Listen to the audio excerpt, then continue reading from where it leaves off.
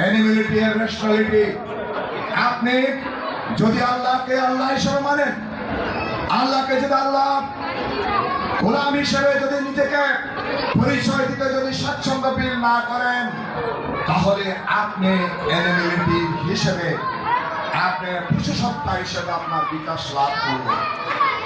আপনার নৈতিক সত্তা হিসেবে আপনার সেন্স অফ অ্যাকাউন্টেবিলিটি যদি আপনার না থাকে, তাহলে আপনার পরকালে যে আপনার আরেকটি জীবন আছে, সেই জীবনকে আপনি অস্বীকার করলেন।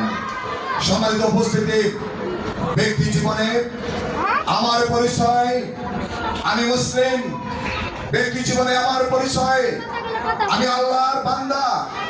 ব্যক্তি জীবনে, সমাজ জীবনে, রাষ্ট্রীয় জীবনে আমরা সৌদির ঘরে জন্মগ্রহণ করতে পারি, আমরা মুন্সির ঘরে জন্মগ্রহণ করতে পারি।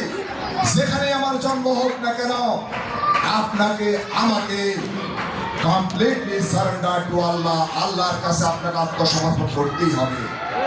যদি আমি আত্মসমর্পণ করি, তাহলে আমার লক্ষ্য স্থির হবে।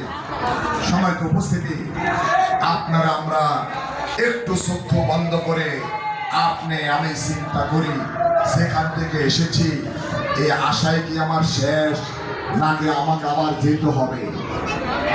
আপনাকে প্রত্যেক ব্যক্তি তার গন্তব্য, তার ডেস্টিনেশনে যাওয়ার জন্য, ব্যক্তি জীবনে প্রতিষ্ঠিত হওয়ার জন্য, আপনার সমাজ জীবনে আপনার সম্মান মর্যাদার আসনে প্রতিষ্ঠিত হওয়ার জন্য আপনার প্রত্যেকেরই একটি আকাঙ্ক্ষা আছে, আছে না নাই?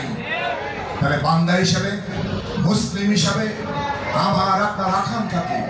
টু গো টু জান্নাত, to go to our destination, to go to জান্নাত। আপনাকে আমাকে জান্নাতে যেতে হবে, ঠিক না ঠিক? যদি জান্নাতে